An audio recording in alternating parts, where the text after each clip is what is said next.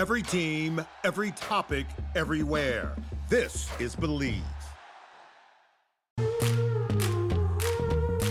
Hey y'all, this is Heaving Bosoms, the podcast where two best friends recap romance novels while swooning over bookish shopping sprees and loving a class divide.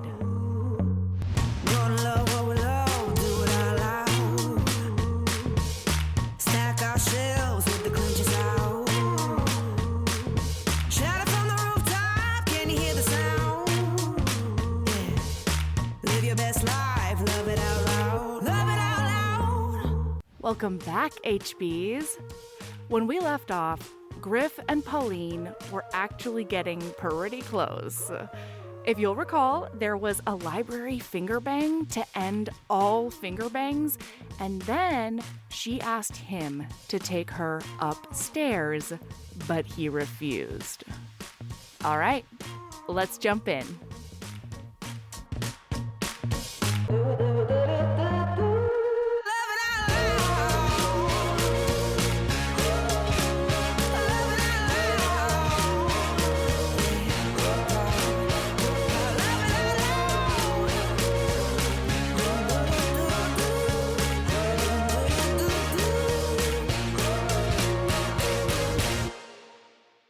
And then she was like, take me upstairs because this might be my last chance to ever have good sex.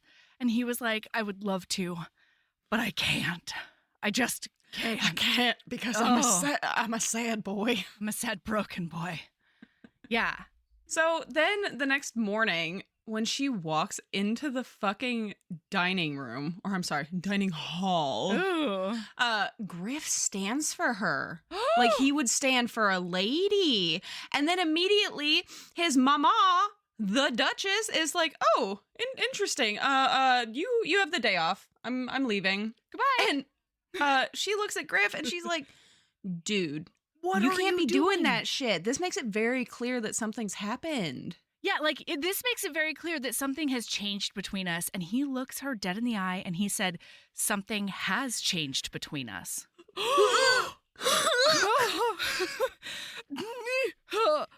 It's so much, you guys. Oh, and then he tells her, he's like, we're going out. Go get your wrap. Yeah. Sir, where are we going? And then, guess what, listener? The best date in the whole wide world. The sexiest thing that could have... You want to talk about a tax-deductible ass? God this damn man it. has one. Actually, that's entirely inaccurate. He's landed gentry, but... No, but later on, he's got a mega tax-deductible ass. Uh-huh. I'll tell you that much. Oh, just God. wait. Just wait. Nobody can knock West off of the pedestal that I have him on, but Griff is... Pretty close. Pretty close. So, listener, he takes her to that bookstore, except he doesn't know what happened. Well, okay, but let's make sure listener knows. This is the bookstore where the guy was like, oh, you're the Duchess's friend? Uh-huh, and I'm the Queen of Sheba, and I'm going to get my broom, and I'm going to chase you out of here if you don't fuck off. Yeah, because he's an asshole. Well, then...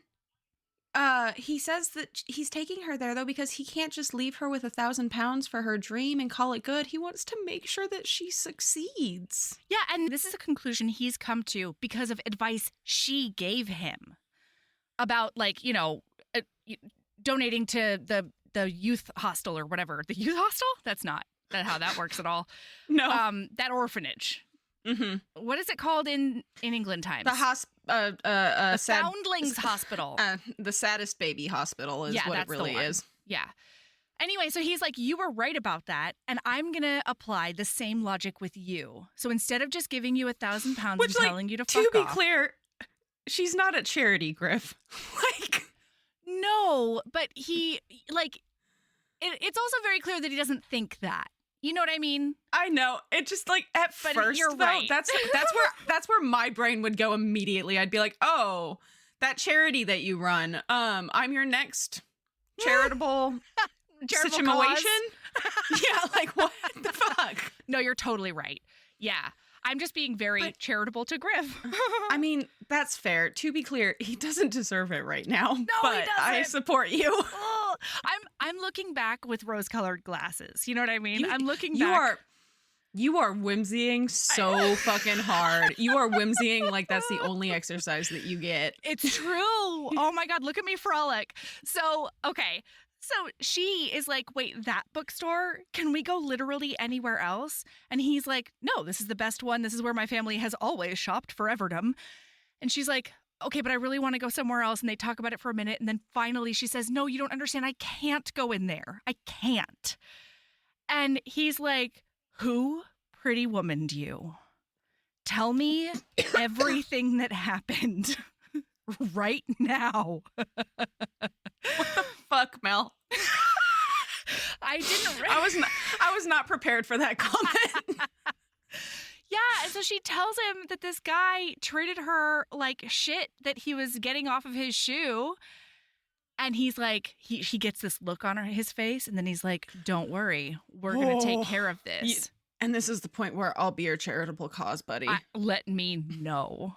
Yeah. So they go in there, and the guy is like falling over himself now to be like, oh, my lord, hello. Well, what can I get for you? My Duke of Wonderful, what? Tell me everything.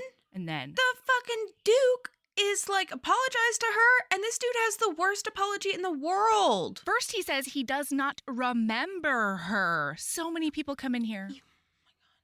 He definitely remembers her. He remembers that rat child that he wanted to scoot out with a broom. He is sweating fucking bullets right now, trying to claim he doesn't remember her.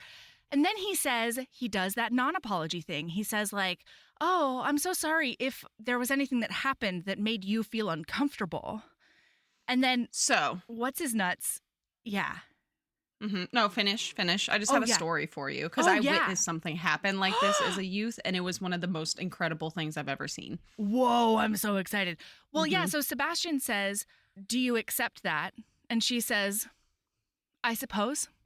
And then he's like, all right, get out your pad and paper and let's do some business. Tell me your story. So I grew up in Southern California. My mom was in the horse business, and that is a wealthy people's thing in a lot of places, but especially in Southern California. I was with my friend and her mother. They were very wealthy, and we were there with one of our other friends who was on the bigger side, right? Okay. We go to their favorite clothing shop. Oh. It wasn't Beverly Hills, but it was some other, like fancy hoity place. Bourgeoisie fucking whatever. And they didn't carry the friend's size. And they were like, nothing. They did all. Mean Girls on her? She wasn't even like, this is a normal sized child. We were like 12 years old. Like, Jesus. What the actual fuck? And the mom straight up looked up places on her phone where we could go instead. And the shopkeep knew them. And she was like, no, we're not shopping here because this isn't acceptable. Incredible. You need to carry larger sizes. And then we left. Nice. And it just, when I was reading this scene, I was like, oh, I just love it when, like, put your money where your mouth is. Yeah. Because, like, they very well could have just continued to shop there. But as far as I know, they never went back. Wow. That's great.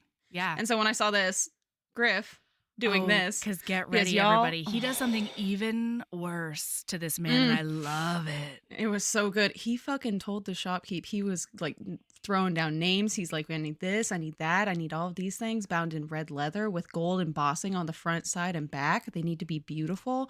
Giving him all of this information, and the shopkeep is like, now his heart has grown 7 sizes. Oh my God, he's like, got dollar signs in his eyes for days. And he's so excited. He's like scribbling everything down because the list is long and it's like 3 copies of each and it's a whole business. Well, he's also a dick about the fact he's like, this is for the young ladies library because he's getting her some trashy novels. Yeah. And then he gets the list and he looks it over and he's like, okay, yeah, everything looks good. Thank you so much. Then he rips the sheet out of the guy's ledger so that he's got his own list. And then he says, and now we're going to take this to your competitor because she might accept your apology, but I don't. And right now, and right before this, as they were like looking through the supplies, they decided on red leather because it's practical and it'll stand out and it'll be like a signature thing. You know, ladies walking around with red leather books, you know it came from her lending library. But as they were doing that, she's like fondling this kid skin leather that's like totally impractical, but like the butteriest, softest, most wonderfulest thing. And, doesn't say anything about it. And then they walk out. Mm-hmm. It was beautiful. She also makes a comment in her big old beautiful brain earlier. Pauline's like, this is part of my fairy tale. This shopping trip is part of my fairy tale that I can't have, because she has realized that he knew how much it meant to her that she did that in the bookshop, or he did that in the bookshop, and she's going to fall in love with him. She acknowledges this. Absolutely. And like, I loved this because we've already gotten the traditional makeover montage shopping spree. But this is the makeover montage shopping spree that matters to her. And so he beautiful. knows that. Yeah. Because the woman who put her through the other shopping spree is now ill in the most fucking hilarious way ever. Oh, she's ill. They The show up Hoffles and are there. Lady Awful shows up and she's like, "Oh, where's your man? Your mother is sick in bed." And he's like, "Fuck, we have to go home now instead of going to the other book place." Well, and just really quick for listeners' sake, Mrs. Awful starts this conversation by being like, "Oh, we stopped by so I could get to know your lady friend a little bit better. I was wondering who her people are because my copy of Debrett's didn't help at all." And she's like, she knows. She knows something. And then... Well, also, like, I think the funniest thing to me is, like, the Duchess and the Duke also know. They're very aware that they have a barmaid. That's the whole thing. Yeah. That's the whole thing. God damn it. Well, so then they get rush home and he's beside himself. Well, yeah, because as much as they piss each other off, they are so close. And then we get there and she's like, family they have left. "Oh no." She's laying in bed. "Oh no. Oh, my dear boy. Is that you?" I can barely see you. Oh no. And she's like, I don't think I'll be able to make it to Vauxhall with you tonight. I can't. I just can't. I'm swooning. And Griff is like, "Oh, the fuck.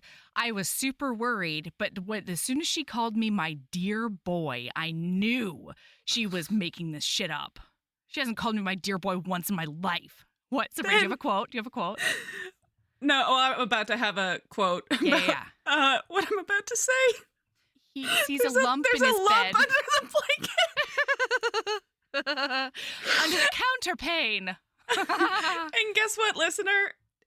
It's the knitting. It's one of the really fucking ugly knitting projects that she can't stop doing because she desperately wants grandchildren. Oh my God. And so he is like, "What's this?" and goes to do it. And suddenly she goes from on her deathbed to a WWE wrestler. She's like, stabs him.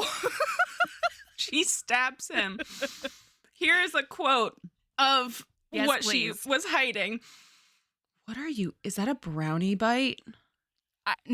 It's a brownie muffin, because after I did battle post JFK traffic for an hour and a half to get home, instead of going to bed at 1 a.m., I baked brownies.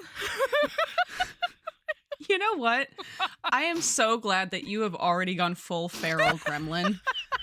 Like, you know what? It's going to be my lady love later. Spoiler alert. Awesome. All right, so the Duchess threw back the counterpane, revealing a misshapen baby blanket large enough to swaddle a calf. Not even just a bovine calf, but possibly an elephant calf. The yarn had been changed twice, partway through. So 1/3 of it was peach and another third was lavender. Now she was working her way through a ball of pink. Skeins of white, green, and blue lurked ominously nearby. Pauline whistled at it. "This is dire." "I know it, and it's growing worse by the hour. This evening is the chance we've been waiting for. You'll see." Well, because we forgot to say, Griff left the room. He was like, "Well, Mom's being a bitch, so I'm going to go find her a doctor because you're sick, right, I'm Mom? going to get her You're one of those sick. doctor with the leeches. I'm not What even I'm getting gonna you a do. nice doctor." But like, how many times have I started a fucking blanket and gone, I don't know that this is big enough. So I tear the whole fucking starting chain or the starting row out, redo it with an added like 20 or 30 stitches. And I'm like, this will be fine. And then all of a sudden, I have a blanket that is 5 feet wide. That's a very wide blanket. Well, and then you're like, if this is the short side, I have to make sure the long side is correct. And that's how Mama Chen ends up with a crocheted blanket that feels like a weighted blanket because it's so big. And it's beautiful. I did that. I will send a picture of this. We'll post it on the Instagram. I made a rainbow blanket, my friends. Ooh. This thing. Recently? This thing is literally, I finished it, well, finished. Who puts finished? Who puts the yarn nobody. ends back in the yarn? Nobody. Yeah, I finished it, and it was supposed to be a lap blanket. This bitch is roughly, I'll put it this way, I am 5'10", and when I stand on my tippy toes and hold this thing up with my arms directly above my head, like it's like I'm doing like that giraffe run. Yeah, it still touches the ground. This is the way. This is the way. I have no regrets. It is the giant, coziest, comfiest thing in the whole world. And it'll be even better when one day I actually finish it. But this is what happens. You end up with an elephant calf blanket. Yeah. And sometimes it ends up being 18 different colors that don't go together. Because you ran out of yarn. Oh my God. And Michael's doesn't have any more of the exact shade you need. Like, God damn it. Okay. Also, listener, I'm wondering if I've been doing an England Times faux pas for the entirety of podcast. Because in this audiobook, bitch said Vohall. And I've always said Vauxhall. And so now I'm wondering if I've also always said Vauxhall. Yeah, it threw me off hard. But you know what? She's you know what? I'll accept professional. this. Because I say, I've never said Hertfordshire because I knew it was Hertfordshire. Or Hertfordshire. Hertfordshire. You gotta just swallow all of it. Hertfordshire. Hertfordshire. No, yeah. Anyway. So I don't know what I'm doing. Apparently I'm a dummy. Let oh my God. Let me know. It makes sense for it to be Vohall though because of the AUX. I know. When you look at it and use your brain parts, it does make sense. But that's the French, right? And like a marquis is not how you say it in French, even though it's a French word. So like, who knows what the English are doing? You know what? Fuck the term marquis. I just call them marquies. It's fine. Marquies. They're marquies. Yeah, I like that. Anyway, so the Duchess is like, you're wearing the amethyst necklace tonight because I want him to see you in jewels fit for a Duchess. And this is crazy because she says like, I really like you and I need you to drop this because you're going to be heartbroken when he doesn't marry me. He's not going to marry me. I'm not fit to be a Duchess. I don't do anything that Duchesses have to do. And she looks at her and she says, there is only one requirement for a woman to be a Duchess. Do you know what that is? And she says, no. And she says, the woman must marry a duke. And then she's a Duchess. Like, that's it. That's so beautiful. It is so beautiful. This is the historical romance fairy tale of dreams. Okay? Truly. Because the whole premise is this mom is this Duchess, what do you call a Duchess? An old Dowager. One? That's the one. This dowager Duchess, almost, I think. I don't think she's a dowager until her son gets married. It doesn't matter. It's England times bullshit. Yeah, but he became a duke because his father died. So I think you're right. She's the Duchess until he has a new Duchess, and then she becomes the dowager. But this hopeful dowager Duchess, the whole premise is she's supposed to be doing a My Fair Lady on Pauline. She just wants a baby to suffocate. Well, yeah, but I'm saying, like, we've gotten to the point where at first she was like, I'm going to do a My Fair Lady and I am going to polish this shit until it shines like a pearl. And now she likes Pauline. Like a pearl? Like a pearl. I think that's exactly how that phrase goes, colloquially. Okay. And that is all I have to say about that. That must be a New Jersey thing. All right. No, it seems along. totally accurate and a perfect imagery situation. Okay. But now she likes Pauline so much that she's like, you are fit to be a duchess. You as you. Well, and the challenge here is now Pauline's loyalties are divided because she loves the Duchess. She doesn't want to hurt the Duchess, but she also doesn't want to hurt him. And as far as she's concerned, it's going to hurt him if she becomes his Duchess.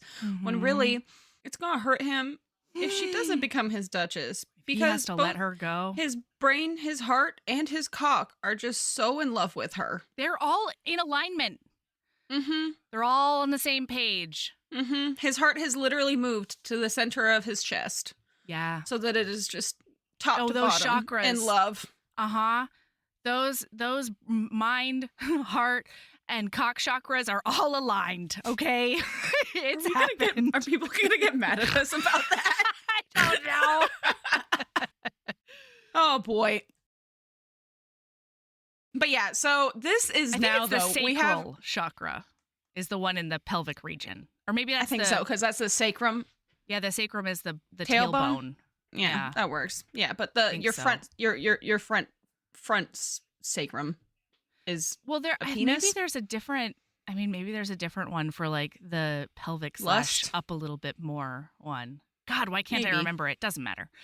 Anyway, sorry, everyone. I'm an we idiot. do have a quick zippy zappy though to Minerva because Minerva knows exactly who Pauline is, and she has realized that Pauline is here and the Duke is doing God knows what. And I need to tell you a quote that Please. Minerva says, because she says to her hubby Colin, "Yes, that's the one. He's got Pauline Sims, our Pauline from the Bull and Blossom, and he's holding her hostage here in town." She shuddered. God knows what he's done to the poor thing. Probably made her his sordid little love puppet. Little does she know, Pauline would fucking love if he would do that. Yeah, exactly. She's a what's it called when you tell them no, not rejected, not shunned, Scorned? Not really. Yes. Yeah. Yes. She's scorned. Sexually scorned. She's a scorned love puppet. Oh my God, What? Mel. Tell me everything. You don't hardly look at the email because I'm in charge of email. We have made multiple requests for fan art of things. Yeah. And we had a listener say, "Hey, I've already sent in an embrace. Yeah. I'm going to start sending in all of the rest of my embraces now." This was probably Robin. Isn't that who always sends in like 1,800 embraces? Yeah, it's the best. Okay. It may not be. I don't remember because I have a Swiss cheese memory. Whomever it is doesn't do fan art, but they did make a bunch of hilarious, beautiful stickers. Like there's Lord Asic. Well, look, I'll have to show them to you later. But like there's like CC memes as stickers. There's just like beautiful things. There's celestial trumpets, things like that. Oh my and God. now I'm going to make a request to anybody out there. I'd love a sorted little love puppet. A sticker. scorned love puppet. With sorted crossed out. Yeah. And scorned like scratched in and chicken scratch above it. So Oh my God. even though that's something that we could definitely probably make happen. And I just love... Will the puppet look like Lamb Chop? No, have I told you that? So you remember how I had never heard of Lamb Chop before? Yeah, and then all the millennials rose up. Yeah, well, to make sure you knew. No, not even all of those people. It has been mentioned to me out of context at least once a week since that happened. Somebody made a joke about it when we were playing Jackbox at my fucking birthday party. What the fuck? Where did this come from? Have I just been not listening up until it was made a big deal? Brain. Yeah. Now it's doing nothing but pinging. I feel like Lamb Chop takes up more room in my head than West Ravenel, and that's saying a lot. Wow. Wow. But I don't want Lamb Chop to be the Duke of my love. I want West. All right, that's fair. That's fair. Anyway. We'll have to do something to remedy that. Anyway, so she's like, "Colin, we have to go make sure that Pauline is okay." And Colin's like, "I mean, I guess, are you sure you were wearing your spectacles, though?" She's like, "Yes." Well, then he says some stuff. Well, so firstly, he is like, "Well, I'm going to buy you some books because it makes you happy, and also because it makes you creative in bed, which like Mood, buy your partner romance novels." But it was fucking beautiful because he's like, he says something And he's like, darling, Min, are you truly that concerned because she's crying? And she says, no. Oh, Colin, I'm just so proud. You're using the scientific method. It's so cute. Because, like, to be clear, this is definitely a beauty and the brawn situation with Minerva and Colin. Mm-hmm. So Yeah. then we have skadoodled along. We have zippy-zapped back. It's time for And Vohal. Griff. Oh, my God. Griff is... Voxel. Boy. I don't know. I don't know. You know, it's fine. Both. Voxel. Yep, Yeah. that's it. Yeah, Voxel. Mhm. Voxel. Fucking hate that. I know. That's it now, though. Voxel. Yep. It's Voxel. It's Voxel. Ooh, But like, so he's realizing I just he found literally a brownie crumb on my lap. It was between my legs, but it tastes exactly the same. Now you have a snack. You're probably gonna find more. That's what boobs do. Like if I'm wearing anything remotely low cut, boobs well, do. wear something super low cut, and you'll probably find things in your bra later too. I found a whole ass French fry one time. I took off my fucking clothes and my bra at the end of the day, and just like French fries. I was like,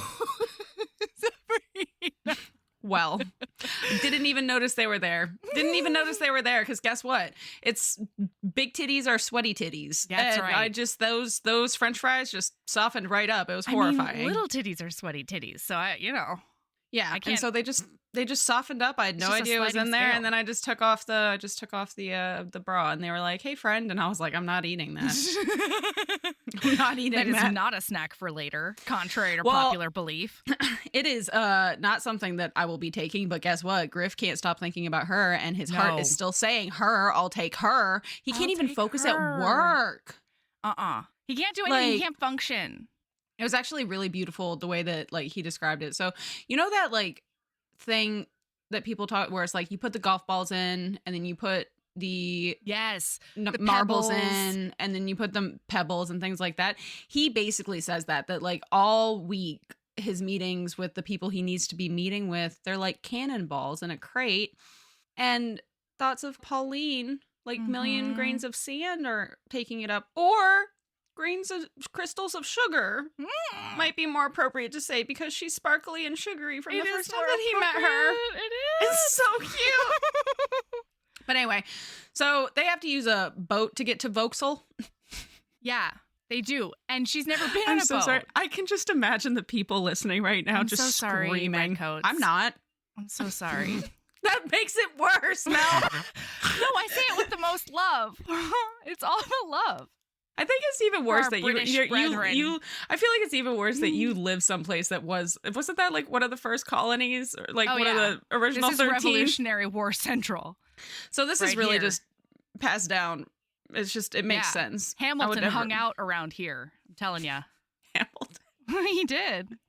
I'll bet he did. You have so much history up there. Meanwhile, I did not have that in California. No. I mean, I did, but You it wasn't. do, but it's like later.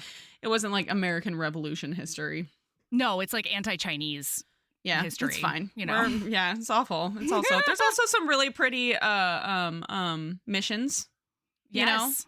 Yeah. Spanish missions. When we took And- over from Yeah. all those people Mhm, who were mhm. indigenous. Yeah. No, Yeah, I let's hear just, that. It's fine. It's fine. We have a very beautiful history in the U.S. of We do. terrible crimes against humanity. Yeah, we hate the indigenous people who are there, Mhm. and then we hate the immigrants who look different from us, who want to like Uh-huh. mine for gold or whatever, build a railroad. I don't know. Fuck them for Anything. coming and trying to find their fortune. Yeah, So they have to use a boat to get to Vauxhall. And the ferryman, okay, I have a question for you, Mel. okay. Is this ferryman the worst fucking ferryman in the world? Because the He lady doesn't- was not even in the boat yet, and he was like shoving off. Yeah, he doesn't know how to keep anything steady. But I appreciate him and his incompetence because it does require a big ol' snuggle for them to stay Oh my god. up on that The boat. snuggle. Mhm. Oh, he's just holding her to his chest. Yeah, Ah. it's so good. But yeah.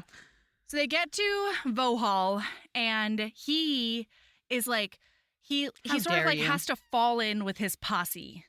How dare you be the person to coin Vauxhall and then say it correctly? Vauxhall. I don't know if it's correct. I'm still confused. The internet didn't even help me. It's fine. It's fine. So anyway. It's fine. Everything's fine. So he's like, I knew a lot of guys for a while, but like a lot of those guys decided to be responsible and get married and stuff. Mm-hmm. And so now I'm just sort of like, I'm just like king degenerate. And now I have to hang out with my posse of degenerates. So it's Declan. Declan? Oh, yeah. Yeah, you're right. I was thinking of a different book. Delacour or something, whatever. Yeah. And Del asshole is what it is. Mm-hmm. And then a couple of other guys, and then they're mistresses, right? All of them are mistresses? I think so. Well, Okay. and so to be clear, we've stated this. He has already decided he can't marry her, but he's going to essentially make sure she wants for nothing for the rest of her life. She's already been like, I don't want to be your fucking mistress. And he's like, well, then don't be my mistress. I'm just going to pay for the rest of your life. And honestly, I would not say no to that. Hey, are you just a billionaire? And are you don't griff? even have to be a billionaire. No. If you're a griff and you want to just take care of me and Mel for the rest of our lives, listen, we're not going to say no to that. Patreon.com/Heaving Bosoms podcast, or do you know how fast I'd be in that RV? Yes. Do you know how fucking fast I'd be in that RV? I would leave my house right now. I'd be like, all right, we can't finish recording. I know. You would be in an RV. We would have a full-time editor. Oh, who knows? Oh, boy. Oh, boy. Listen, if you're a griff out there and you're looking for some really entertaining charitable causes. Are we a charity now? I think that the government's going to have an issue. Actually, the IRS is going to be real pissed when all that money shows up in that Patreon. Oh, God, no. We're not we're not governmentally a charitable cause. We're just like in people's hearts. We could be a charitable cause. Well, so then Delacour he asks to dance with Pauline. And he starts to tell her some stuff about how he and Griff have decided to save each other from marriage. And they made that decision like when they were 19. 15 years ago. What a fucking ding dong. And just tearing up those brothels, Like, of course you don't want to get fucking married when you'd rather be spending literally every spare second at, whoa. Spare second. The 88. Since quitting my ADHD meds, Mel. Yeah. The ADHD is so strong. I'm so sorry. No worries. But anyway, she tells him basically, you don't need to worry about that. And Delacour He's says not going to marry me and I'm not going to marry him. Well, and then Delacour says that, Griff's about to disprove that idea. And she's like, what? What are you talking about? And then he comes up and he's like, he is. That'll be enough. He's motoring across that dance floor. And he's I'll like, take I'm it cutting from in here. now.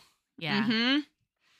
Meanwhile, she had this plan to accidentally, on purpose, push Delacour into the punch so that she could be a laughingstock and do her job. She's ready to be the biggest goddamn catastrophe that Vauxhall has ever seen. That's the one.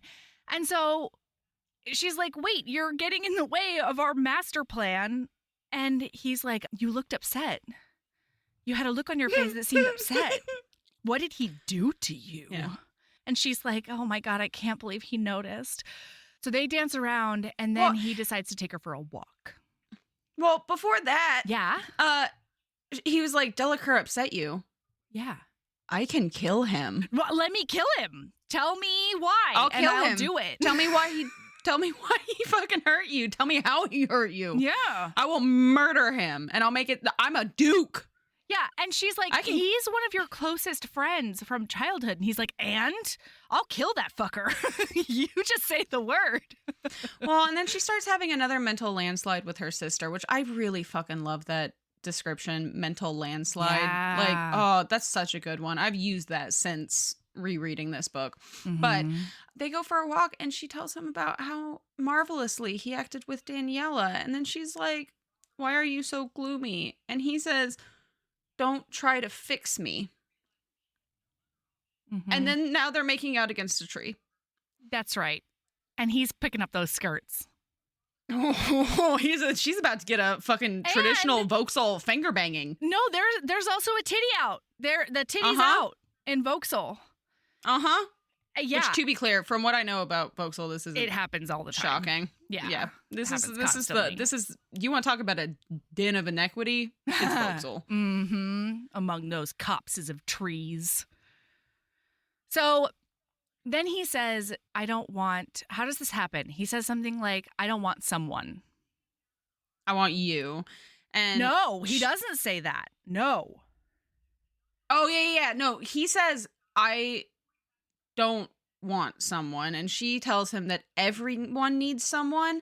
And then he's a real dick about it and makes a shitty comment about, well, hard to find somebody when you're choosing a wife from a crowd of lackluster girls. And he says, I don't want to be in another situation where I'm asked to choose in a crowd of lackluster girls. And then she says, I'd be so mad. Oh my God, obviously. And she's like, oh yeah, absolutely. That's the worst situation anybody could ever be in. I'm so sorry. How about I just fuck off? Because that's fucked. Oh, and so she leaves and he's trying to be like, Pauline, you didn't let me finish. Hold on, Pauline. And she gets bumped into by a hooligan of some sort. And then realizes that they ripped off the amethyst necklace and they're booking it like, into the mist. Boy, and you want to talk about being a catastrophe. She is chasing this man down and she's hollering curses. She's like, get back. And she's slipping back into her accent from when she was a barmaid. Yeah. She's like, basically like, get back here, you fucking toadstool, you thief in the night, you bastard, you rat bastard, get the fuck back here. And like, everyone's just watching. Brigand. And Griff is running along behind her, apologizing. He's like, sorry. She's not talking to you. No, this is not you. It's fine. And she ends up getting stopped by twisting her ankle. And she's like, go, keep going. Get him. And he's like, abso-fucking-lutely not. Well, he gets to Looney her. Tunes. She's crumpled on the ground. And she had like gone around a corner and he couldn't see her. And so all he heard was this blood-curdling scream. And like all of his sphincters clenched and his heart left his body. And he was just like, oh my God, if something happened to her, I won't survive it. So he comes around the corner, sees her crumpled on the ground. And she's like, what are you doing? Yeah. And so she's like, what are you doing? Go after him. Go get him. And he's like, no, absolutely not. What are you talking about? Are you okay? He's checking her over for wounds. And she's like, I just twisted my ankle. Like, it's so dumb. And you're going to hate me forever. And like, she's crying. And she's like, he took the necklace. Ow. And like, I'm going to figure out a way to pay you back. I have literally no idea because it's like a 12,000 pound necklace in England times money. And he's like, yeah, don't. I'll be honest. Usually I Google that conversion. I didn't want to know. It caused me too much anxiety at the thought of losing it. Are you looking it up right this fucking second? Mm-hmm. Okay, it's 10,000 pounds, by the way. And I guess this takes place in the at early least. 1800s. We don't need to make this any worse than it already is, Mel. Okay. Oh God. 18. What is it? 50s, 13s. I think it's like Where are we? 1820s ish. I don't know. It's England times. Just Google that. England times conversion. Historians are assholes and they won't acknowledge our very impressive term. We're scientists, Mel. But I know. Guess what? This year we're Sherlock Holmeses, which is why you're Googling, even though I hard whimsied because I knew that this was going to be a mind-boggling amount of money. Considering she would be able to live luxuriously on 1,000 pounds for the rest of her life with a little bit of income from the lending library means that this is millions of dollars, isn't it? Oh, no. What is it? What'd you put in? 10,000? Oh my God. Or did you do 12? 10,000 pounds. Nope, I did 10,000 pounds from 1820 to 2024. Before you tell me, I have goosebumps right now at the horror that I'm about to be under. You have no idea. Tell me. And it's going to get even worse because now I'm putting the pounds into American. No, tell me. Okay, in now pounds, it's $1,211,000 to $127.58. Holy balls. Is that even possible? Okay, hey, are there necklaces out there? Wait, you keep that up because now I want to know what 1,000 pounds is in nowadays times. I'm gonna look up. Wait, 1,000 pounds is in nowadays times? It's just that divided by 10.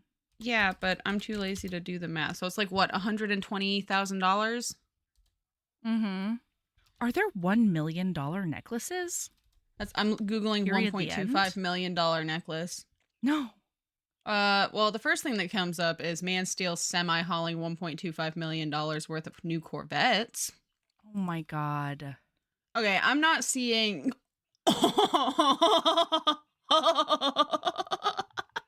What? Okay, just found an article on Yahoo Entertainment about a $55 million necklace that set a world record 10 years ago. To be fair, it's pretty, but also to be fair, that's not $55 million pretty. Okay. All right. I'll send you the link. Anyway. Okay. Okay. That was... I don't like that. Wow. I have goosebumps on my body. It's $1 million necklace. How? That sounds like a crown jewel. Like, how much are the crown jewels worth? Like, what the fuck? Jesus. I feel like I should know how much it's worth. I literally got to see them while I was in England because the coronation had just happened. But like, anyway. I am not okay. I'm not okay either. So let's get back.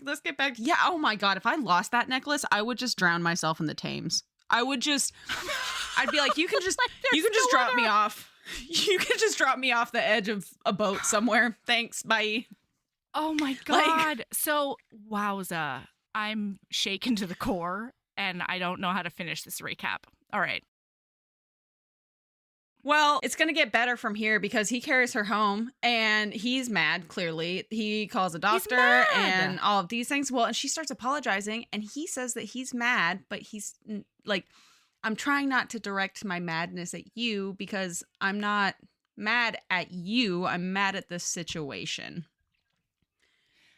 You want some Please quotes read the quote. Before? I do. Actually, I have a couple of quotes in a row. I'm just going to cruise through them because it leads to chef's kiss. A big romance. I'm angry, Pauline. I have immense rage for that brigand who dared to touch you. I'm furious that you've been hurt, and I'm angry with you. Yes, for chasing after him, putting yourself at such risk. Do you know what kind of people lurk on those paths and hallways? You believe I'd value a strand of jewels above your life? I know we've had our differences, Sims, but that's low. Oh. You truly think so little of me? I think a great deal of you. Yeah. I happen to think a great deal of you too. Kind words, but he spoke them so viciously. Jewels can be replaced. So can serving girls. Don't play that game. His brow pressed to hers. When I heard you cry out, it was like a saber to the gut. I wanted to die. I could have found you broken or bleeding or worse. Don't tell me I care about polished rocks on a chain. I want to believe you know me better than that. I do. And yet you believe I'd be so upset about a necklace that I'd send you away? You just said that you didn't want me at all. I said no such thing. You ran off before I could finish. I said I didn't need someone because you're not just someone to me. You're remarkable and stubborn and lovely and too damn brave for your own good. His hand fisted in the fabric of her gown. You. I want you. From the moment I stumbled through that tavern door, I wanted you. She pulled a hand to her mouth, stifling her emotion. Don't. He pulled her hand from her mouth. Don't hide. Don't ever run with me again. He kissed her hungrily, desperately. If I asked you to stay with me, I couldn't. Stunned, she went still in his arms. You know I couldn't. I must go home to Daniela. I promised her, and you gave us your word. If I offered you a home, a house in the country with everything you and your sister could ever need, I couldn't be a kept mistress. Not even yours. I'd lose respect for myself and for you. And he says, I can't marry you. And she says, I know. There's no way this can last beyond week's end. And he says, well, know this. I am damned well going to make love to you tonight.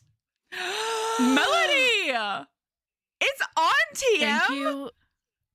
Thank you for reading all of that. I couldn't. I kept highlighting and I was like, there's no good place to stop. And I skipped a lot in those highlights. That's technically 5 separate highlights. Listener, read the book. If you've not read Tessa Dare, you need to go read the book immediately.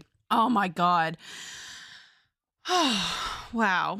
Yeah. So it's on TM. It's so on. And they do some sex. Well, he's going gently too. And she's like, she begs him to fuck her like he wants to, hard and with passion. And he goes feral. He goes for it. He goes for it. Oh my God. Wow. Because she says, I want you. I want you. Whatever that means. That's the way I want. Oh.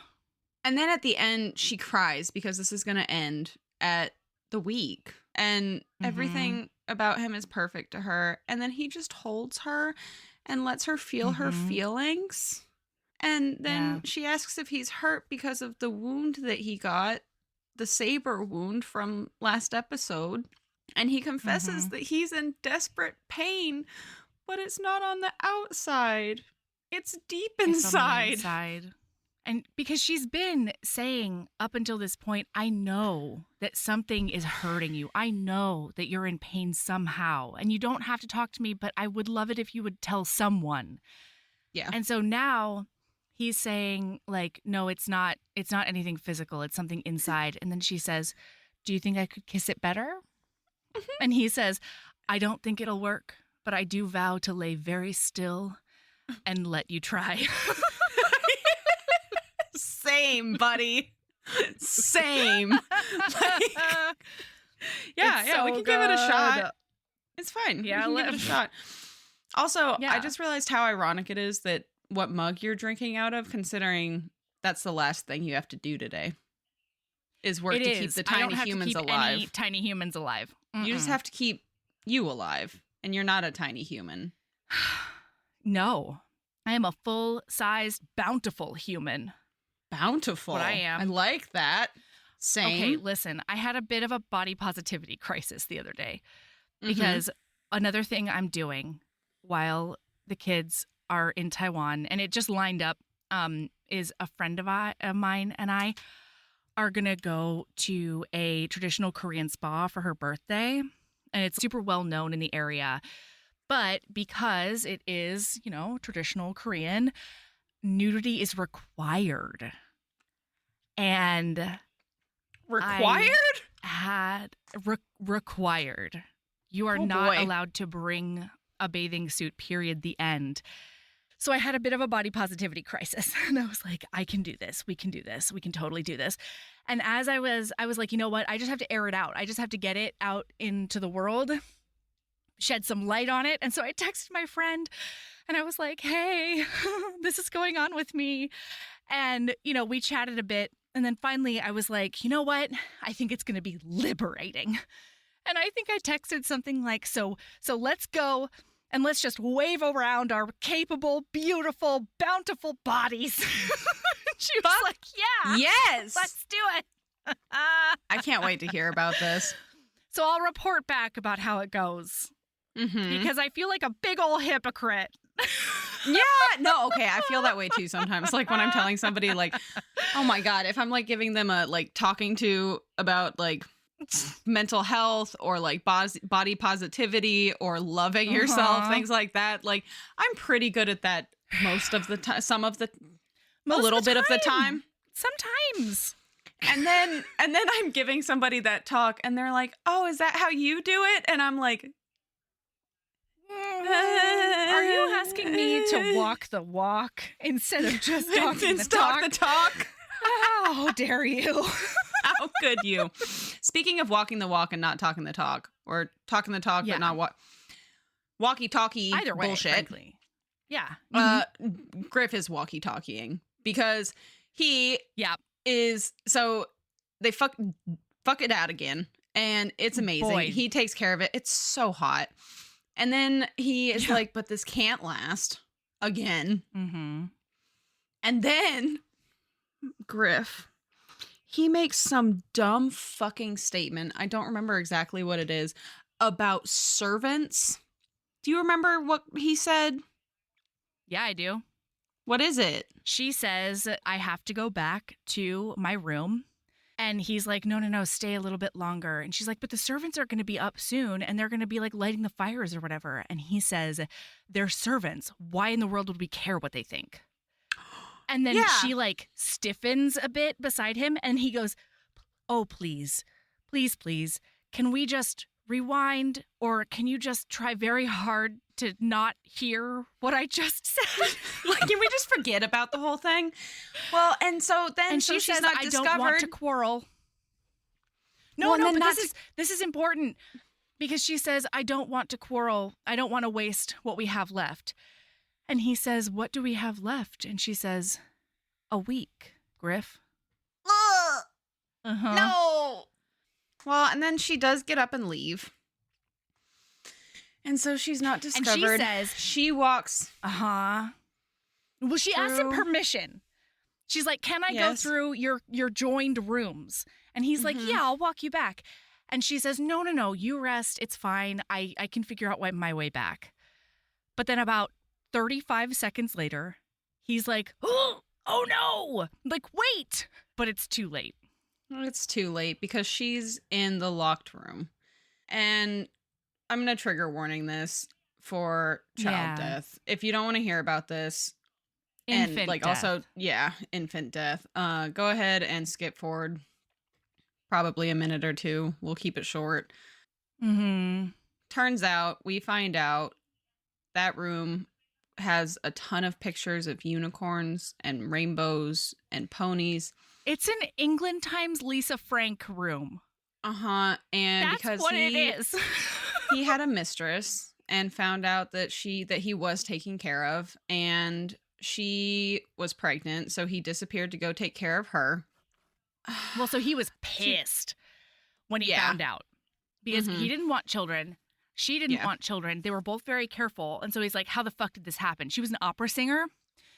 And so he's like, but I did my duty and I put her into a country cottage and I told her that I would take care of her and the child for the rest of their lives. And then Pauline goes, it's the done thing. Yeah. And then he does, in fact, do that. And then his daughter is born. And wait. I'm so sorry. This was so relatable to me. I'm so sorry. No, go for it. Because he says, I put them up in the cottage and I went out there and it was going to be the last time I saw her. I was just going there to be like, give her some final assurances about my financial support for the rest of her life or whatever. But then, just as he was leaving, she grabbed his hand and he was like, oh, this is weird because like we don't hold hands. But she grabbed his hand and she put it on her stomach and he felt like just this wallop of a kick right into his hand. For the first time in my life, I was falling in love, she finished in her mind, because he wouldn't say it aloud, but the truth was plain. He'd fallen headlong, irretrievably in love with his own child and in love with the idea of fatherhood. The loopy joy of it was written all over his face and frolicking all over the walls of this room. So that was really sad. So then he starts going out there over and over and over, and he's like really interested in the pregnancy and he's excited about the baby. And then the mistress says that she wants to go back to her home country, Austria or something like that. But she doesn't think that her family will accept her with an illegitimate child. Which, like, probably for good reason. Yeah, absolutely. So she's like, will you find a local family to adopt the baby and then I'm going to fuck off? And he says no. And Pauline's like, what? Like, that's not, what? What does that mean? And he says, I decided that I was going to raise my child in my house. And that's when I started constructing this room. So he has this whole plan and he's like, I was going to give her my name and I was going to raise her. And I had all these plans. I had like years of birthday parties planned in my mind and outings and cultural enrichment and all the things.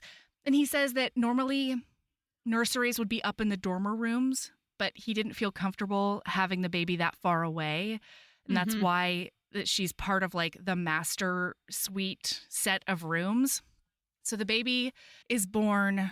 It is a girl. He was hoping for a girl because that would make he could make her legitimate without it being an issue because he wouldn't be passing along the line of Duke. Right. Yeah. Yeah. And they named her, which he doesn't say this, but like he named her, they were together and she lived all of a week, but then she caught a fever and died. Well, and it turns out that we kind of heard about this from the Duchess, that in their family line, there's a history of only really being able to have one child. Like, even if you try, because the Duchess had like 3 or 4 miscarriages, I think. And she had miscarriages, but then she had 3 infants that died in infancy. Yeah. So like, and it turns out that's why Griff is so against heartbreaking. marriage and children, is because of this history, and he refuses to go through this again. Like, he is, I never want to ever even have the possibility of it fucking losing broke my him. child again. Yeah. So she tries to get him to open up a bit more, and he's like, no, I'm done. So you should probably go before the servants lay the fires. And this is why he didn't open up his estate of ill repute over the winter. This is why he didn't do, all of the things that he normally does, and none of his friends know, and his mom doesn't know, and the mistress is back in Austria. And so, like, he's been doing all of this grieving completely alone. Yeah. So she goes back to bed. And next morning, the Duchess is ready and prepared for the prince's party. And she is now officially determined, no more catastrophes. We're going to make you the talk of the town in the best kind of way. And then my son has to get married. And then that ugly thing that I'm knitting will be for my beloved grandchild. That's when Griff walks in and asks what the hell she's doing, what the hell is in her hands. And she blames it on Pauline, says it's horrible handiwork, and throws it in the fire. And then Pauline is practicing her H's and calls her a hypocrite. So then Griff tells his mom about how the amethysts were not stolen. They just have a broken clasp. They're at the mirror. And then fucking Pauline says, hogwash. She muttered. Griff snapped his fingers at her. Verse, because to be clear, she's practicing all of these words by reading all of the H words out of the Bible. So she's like, holy, the family heaven, Bible, happy, like all of these things, hell.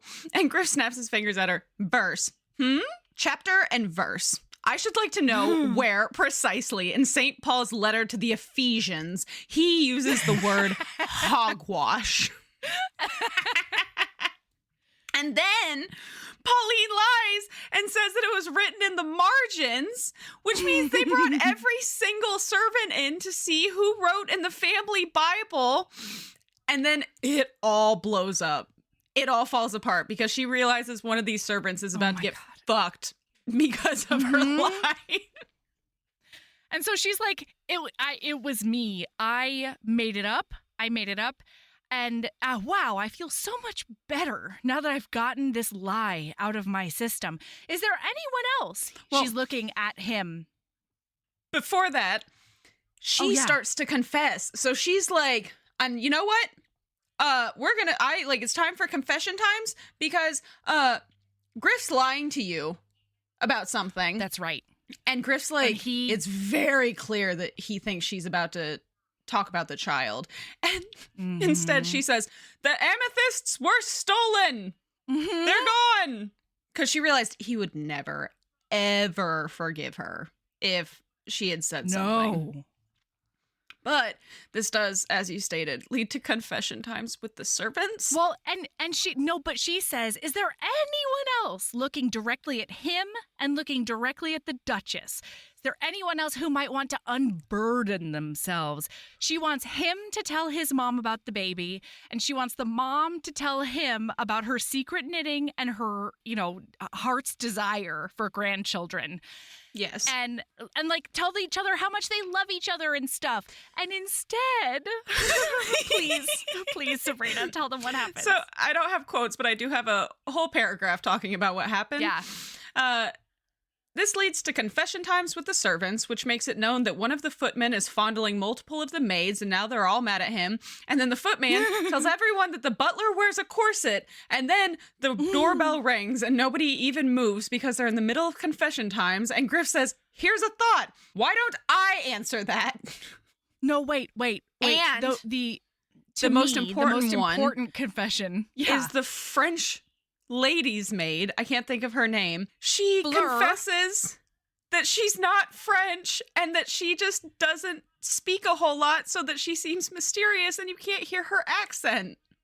Well, she has a terrible accent and she also has a stutter. And so she was like, I didn't think anybody would employ me with my awful speech. And so instead I just decided to play French and pretend that I'm just like a haughty lady's maid so that people would think I was fancy. And she's like, my real name is Flora. Oh. And then she runs out. She's like, I'll get all my things and I'll leave immediately. I'll leave. I'm gone. And the Duchess runs after her. Mm-hmm. Well, now it's time to go open the door. They do get to the door to open that door, and guess what? It's Minerva and Colin come to save Pauline, and Minerva calls Griff a revolting trilobite to his face. Wait, isn't it troglodyte? It's trilobite. I have it highlighted right here. Okay. Yeah. Great. And now Griff is watching her like, what the fuck does Colin see in this woman? Like, trilobite? Really? Fucking busybody. Well, and then it turns out that, and I had forgotten about this, but Minerva was disguised at the Den of Iniquity during a week to be wicked. And he's basically like, you're going to talk to me about being a liar and like pretending that you aren't somebody who you are when, as I remember, you'd run away from the family with a scandalous rake, and I might add, lied to my face about your identity. I seem to remember Payne introducing you as Melisande, some sort of long-lost Alpine princess and cold-blooded assassin who spoke not a word of English. I mean, really, an Alpine princess assassin, and you will call me depraved? And then she sat tall and indignant. You made inappropriate overtures to me, and you suggested Colin wager my favors in a game of cards. What can you say to that? He spread his hands. Alpine, princess, assassin.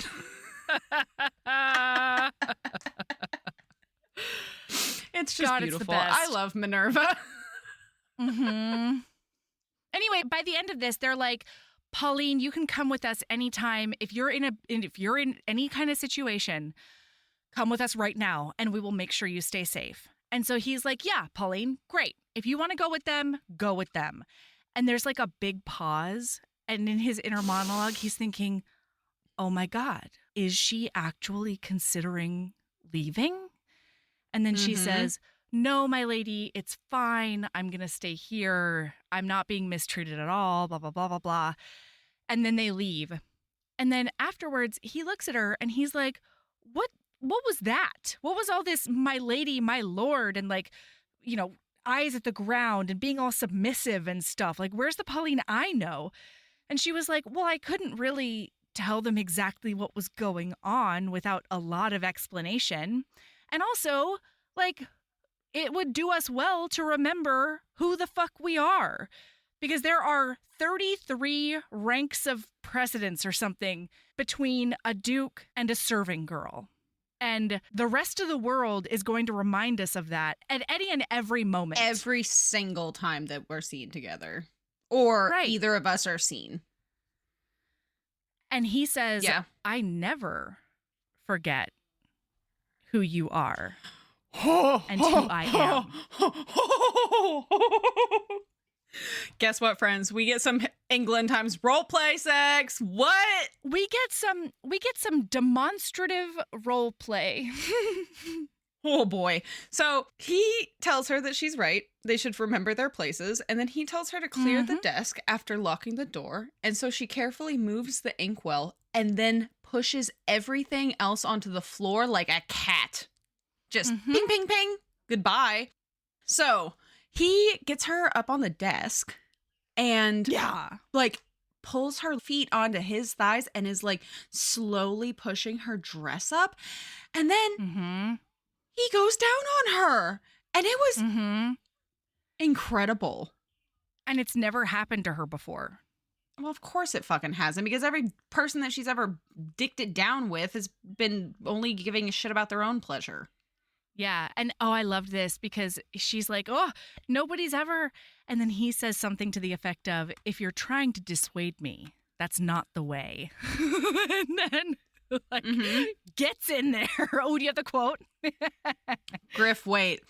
No one's. She licked her lips nervous. Oh, no, you literally said the quote word for word. I did it? We don't. Yeah.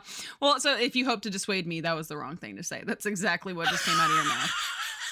I'm impressed.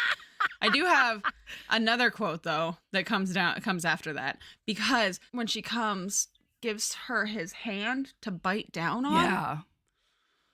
Yeah. Okay. Yes, sir. And then after that, he says to her, did you enjoy that?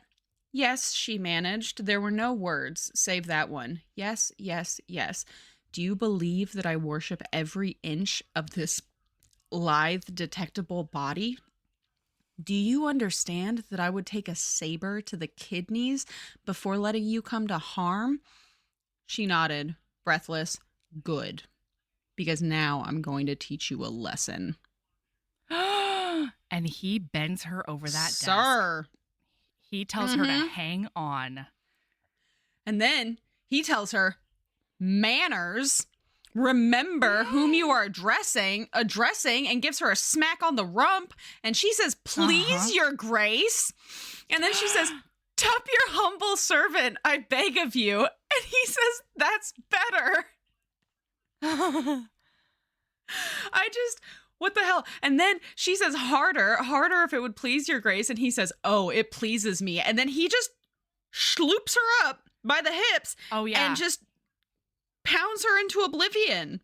Griff. He's literally holding her feet off the ground by her hips. Yes. And then while he's doing this, he tells her. Yes. He says, I'm the Duke of Halford, he said, plunging deep. She shut her eyes, trying not to cry. It was all too much. The emotion, the pleasure, the hopelessness. I'm the Marquess of Westmore. Thrust. I'm also the Earl of Ridingham. Thrust. Viscount Newthorpe. Lord Hertford-on-Trent. Thrust, thrust, thrust. And I am your slave, Pauline. I had to sit back. I have full body chills right now. Yes. And it goes even further than that. Can this be a fucking TV show or a movie? Why isn't this book? Like this? I'm so sorry, everyone. Bridgerton is great, but like if I had my druthers, Netflix would have. It would have been It would have been a Tessa Dare, probably this series. It would have been a Tessa Dare or a Beverly Jenkins. It could have been a Beverly Jenkins. It could have been a Lisa Kleypas. Sure. Yeah. I want West Ravenel falling apart and putting himself back together in front of my eyeballs. Yeah.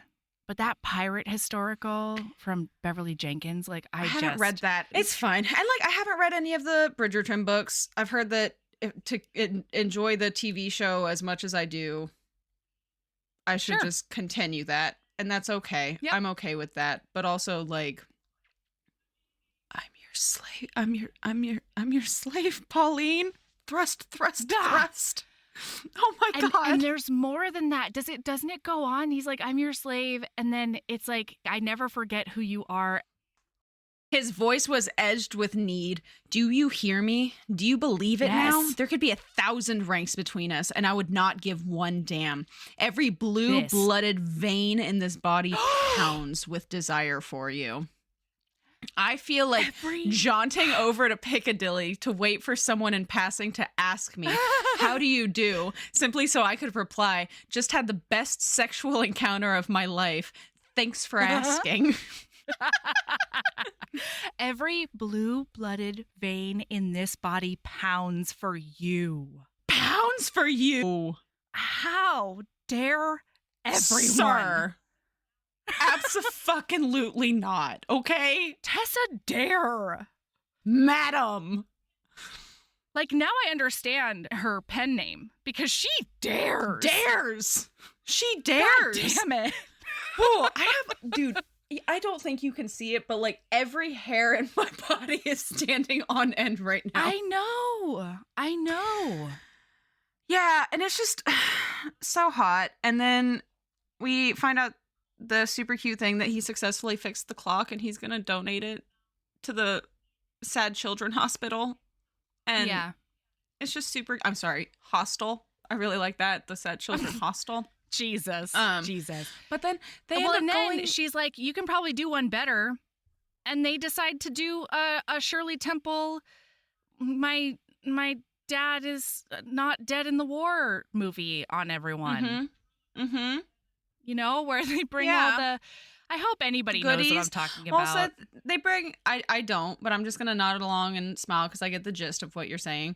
But so they go give out sweet treats and things like that. And then he goes to find her because oranges. She's disappeared.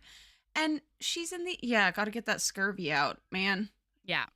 But, and they make that little hat-wearing gremlin that we met earlier... The one that gives everything out, and he takes it so seriously. He makes sure everybody is an even amount. It's fair, and that kid is such a joy. Sorry. Yeah, I want his book as an adult, right? Like, I want him. He's precious, and I think he would be an absolute, just the cutest, most sincere. I just want him to show back up. He's just a cute kid. The Little Princess in 1939, everyone. I'm so sorry. You found it. It's The Little Princess. It's a Shirley Temple movie. And one of the big plot points is like there's a whole cache of treasure or something. And that's basically all I remember other than her dad's not dead. Oh, good for her. 0 dead dads. They give out a bunch of treasure right now. Okay. Well... While they're giving out their treasures, though, he's watching her with a bunch of kids, and he's enamored and sad he'll never had that. And then he thinks to himself, I need her not to leave. He'd probably blurt out a stream of desperate raving. Don't leave me. I love you. I can't go on without you. He'd send the children screaming. They'd have nightmares for weeks. So he just stood there silently reeling on the edge of lifelong desolation. But then a baby cries. And... it's time for Griff to get the fuck out of there because this boy has some serious PTSD around sad crying babies, understandably. And so when he runs out, she follows him because he's about to take a night-long walkabout again. And she's like, no, I'm not leaving you. Get into this, hackney cab or whatever with me. And she sort of just picks a destination. And he finally just like breaks down into noisy sobs with his head in her lap. And he tells her all about Mary and the week he spent with his baby and just the way, like all of his grief and this giant burden that he's been carrying around. He just pours it all into her. And it's gorgeous. Yeah. And while they're in there, they're also talking a lot to each other about how did this even happen? Like, they're basically acknowledging that they've fallen in love. And they're like, how did we get here? We weren't supposed to do this. This wasn't supposed to be what happened. And, well, guess what? It did. Mm-hmm. It's just beautiful. But And they then he both know does there's nothing say, for it. Yeah, they both know it's nothing for it. So instead they say, guess what? We're going home. And she's like, why? And he's like, because it's not comfy to fuck in a carriage. Get along, We're little going to doggy. make the most of it. Let's go. Let's go. And then they do go have a lot of sex. And it's wonderful. And then the next it's morning. the next morning. And they wake up in bed and she lies to him about telling him to go lock the door because she's not actually worried about locking the door. She just wanted to see him walk around naked because she's a woman after my own heart. and it was he's beautiful. so pleased about this. It's adorable. Oh, yeah. He's straight, He's like just cock of the peacocking walk around. puffs up and he's like, yes, you like this? He's starting to get hard and he's like, yeah, girl. Yeah, you like this? Uh-huh. It's beautiful. But then they are about to come again. She's on top of him. Importantly to me, Melody. Yes. She's on top of him, and then all of a sudden, crash, bang, the door flies open. And Delacour is there.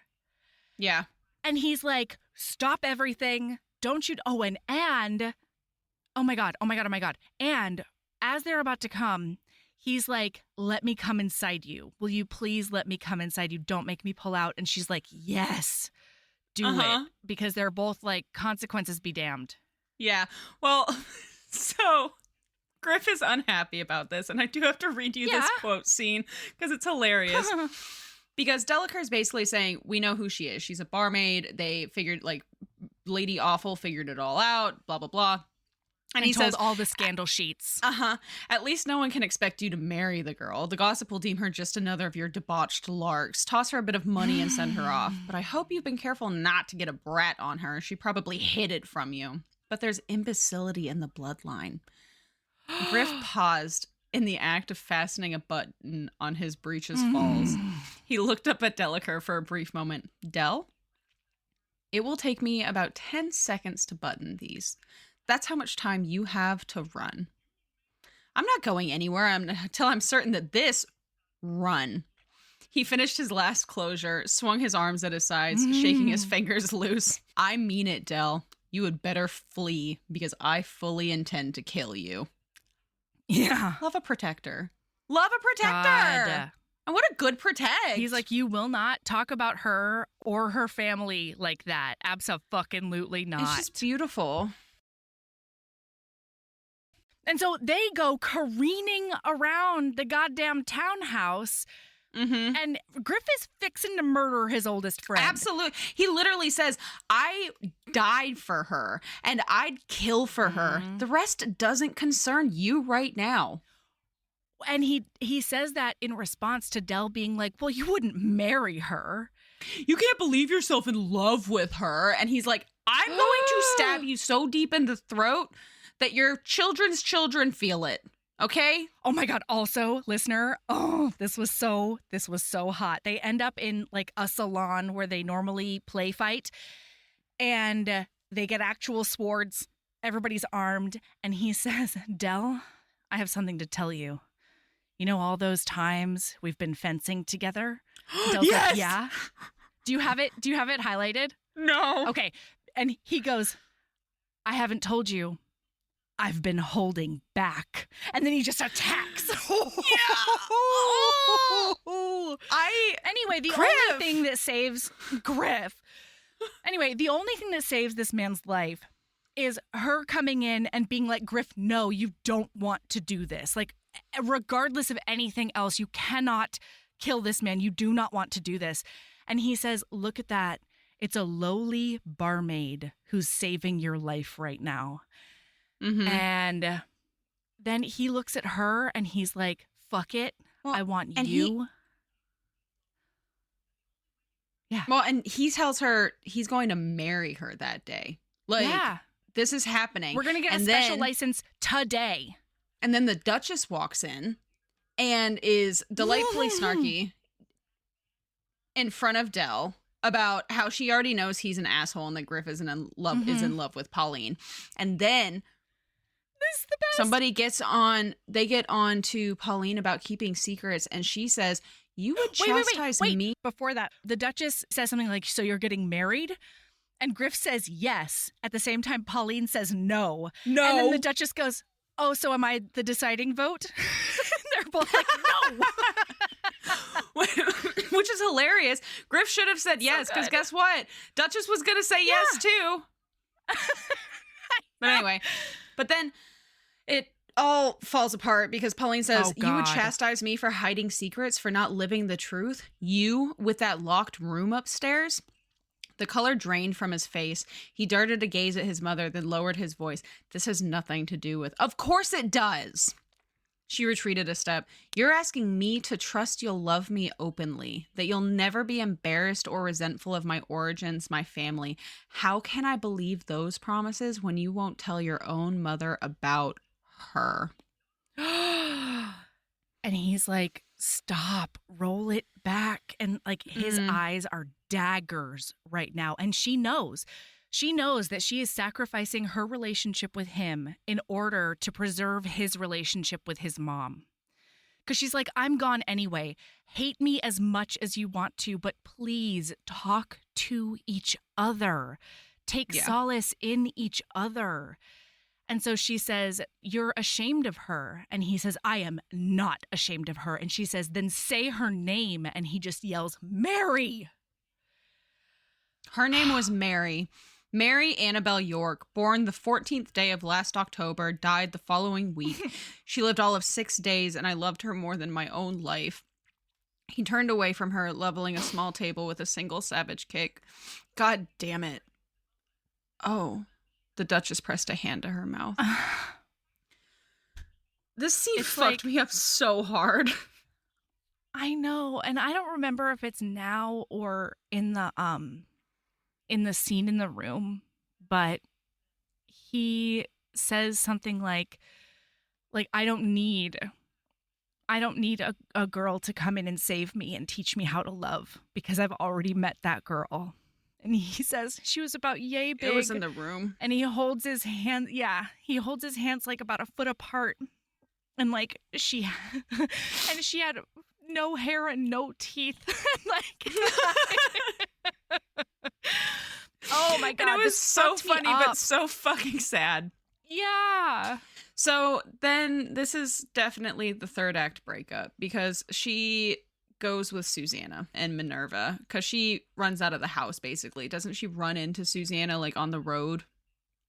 No, because everybody's there. Everybody and their mother and the town pauper is outside being like, let's get a look at the barmaid. Oh, because of those scandal sheets. Somebody offers her £5 for an interview with the prattler and like all the business. And so she's like, I can't go back inside and face Griff, but I also can't get through this mob. And then Susanna's like, I've got the carriage. Come before here. That, can I tell you like the most heartbreaking quote? So she looks at him and says, I didn't want it to end this way. I hoped we could part as friends. He tapped one finger against the window glass. If you don't believe that I'd change anything, give up everything, move heaven and earth to keep someone I love, even if it's only been a week, then you don't know me at all. It seems I was wrong about you too. Yikes. Yeah. Devastating. So, then she's outside. She goes and gets saved by Susanna.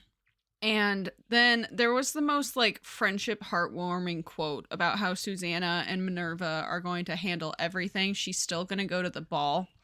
Yeah, she's like, I'm just going to leave and go to Daniela. But they're like, no, you need to go to this ball and prove that you are not what these people are calling you. Mm-hmm. Prove and them you're all not wrong. going to scuttle away in shame. You're not ashamed of who you are. Mm-mm. No. And she's on the fence, but then Flora comes in and she's like, I've been sacked and I have this dress and everything and I don't have a reference. And so I figured if I made you beautiful and it made the papers, I might be able to get another job. Yeah. And like, we all knew. Yeah. We all knew she was not sacked. Of course she wasn't sacked. No. Adorable. But anyway, they get ready and they go in and she realizes she's not going to be able to be on the list. Yeah. She will have been removed from the list. And so she decides to like go around the side through a servant's entrance and like she whiles around. And she's about to get to the major domo, who is the guy who yells the names into the place. Lady Pauline of Bell and Blossom? That's the one, yeah. And I'm sorry, she Miss runs Pauline? Ms. Pauline Sims. She runs into Delacour. And he's like, you don't belong here. I'm here to protect Griff no matter what. And he gives her a 5-pound note. I wanted her to kick him in the balls so fucking bad. I know, but she does it with phlegm instead. She classily kicks him in the balls by saying, "Go to hell," with a real hard H in there. H. Well, and then she gets in there, finds Griff, finds out that Flora was not sacked and was sent there by him.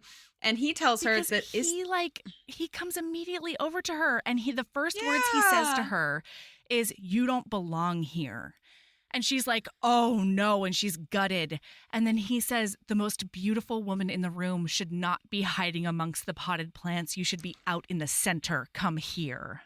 And then my favorite fucking scene in the entire goddamn book. They run into Lady Awful together, and he tells her the entire sordid story, and he takes her dance card and starts writing down the important notes, and like Pauline is popping in randomly with like more commentary. And then when he's done, he's like, "I was going to ask you to dance, but it would appear that your dance card is full." Yeah. So I guess I'll just dance with Pauline instead. My favorite line of that was, because he tells her everything. He tells her about the kidnapping. He tells her about, his trick that he was playing on his mom and all the things. And he's like, it was supposed to be a trick on the mom trying to kidnap him too. Oh. Yeah. Yeah. So he's like, it was supposed to be a trick on my mom. It was supposed to be a hilarious trick played on the ton. But it turns out that I played a trick on myself because I accidentally and irrevocably fell in love with this barmaid. And then he goes, "Whoops." And so he's like, "Oh, hold on, let me write that down." And then as he's finishing, Pauline, right over his shoulder, looking over, is like, "Oh, no, add the whoops. That was the best part." Like, it's so cute. It was the best part.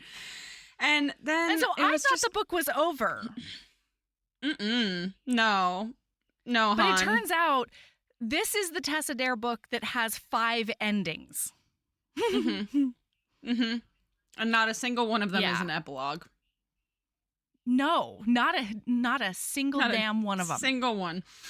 So they end up dancing. She's like, "I've fulfilled the end of my bargain as a complete disaster." And he's like, "No, you're not going to be the toast of London tonight." But I think that it's fine. A comprehensive catastrophe, a beautiful, perfect failure, and I could not be more proud. Oh! But then he says, "I've got my fastest team ready to take you home." To Daniela! And she's like, yeah, and she's like, "Oh my God, that's so wonderful, but also I hate it because that means that he still doesn't want me." And he kisses her in front of God and everybody. And then he gives her a sovereign coin for Daniela because he knows she'll need a penny. And he says, "You've got a lot of work to do, but more important than that, I've got a lot of work to do to live up to the family legacy.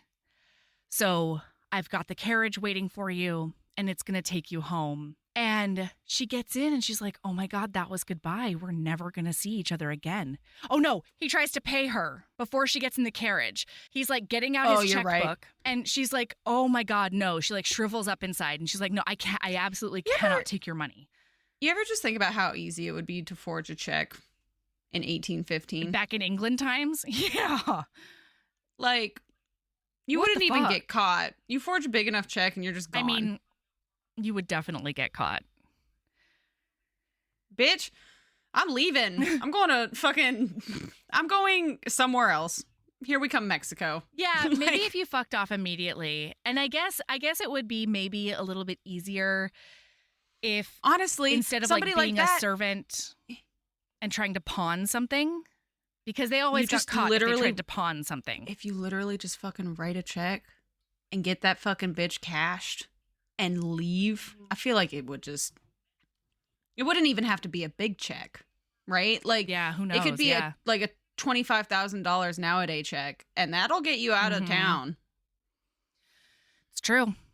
It's true. Anyway, and I was like, what? So a couple of she pounds? Says, yeah, it's like 3 cents back in England times. So she says, I absolutely cannot take your money. I think I would feel cheap and it would tarnish everything that's happened in the last week. Like, and so he says, okay, I guess I'll respect that. So he puts her in the carriage and she gets home. Before she's home, Griff goes home, confesses everything to his mother, and then his mom gives him the ugliest scarf in the whole fucking world, and he says that it feels like the warmest hug he's ever gotten. Tightest hug.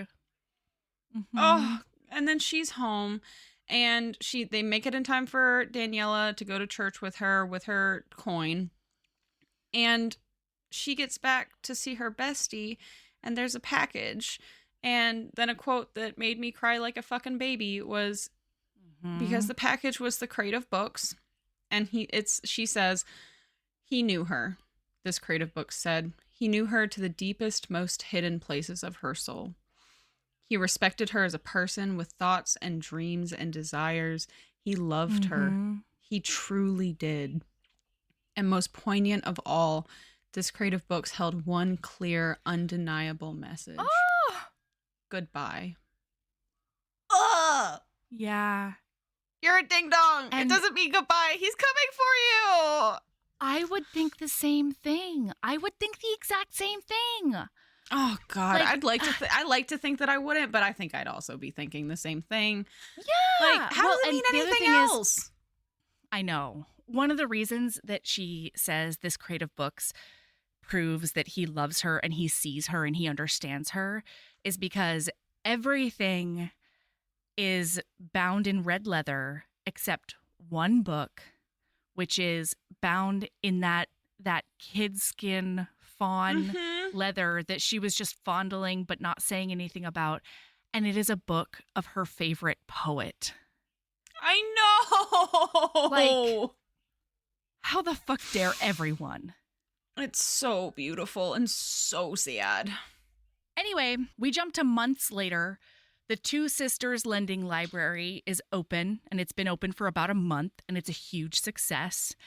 And like it's chock full of women, and then one of them goes, "Who's that coming across the square?" Guess what, bitch? It's Griff. Holy shit. And so she's like, there's no way. There's absolutely no way it would be him. He said goodbye to me. Like, no. But then he walks in. And Charlotte is like, one of the ladies called Charlotte is like, I'll take care of this. Go ahead.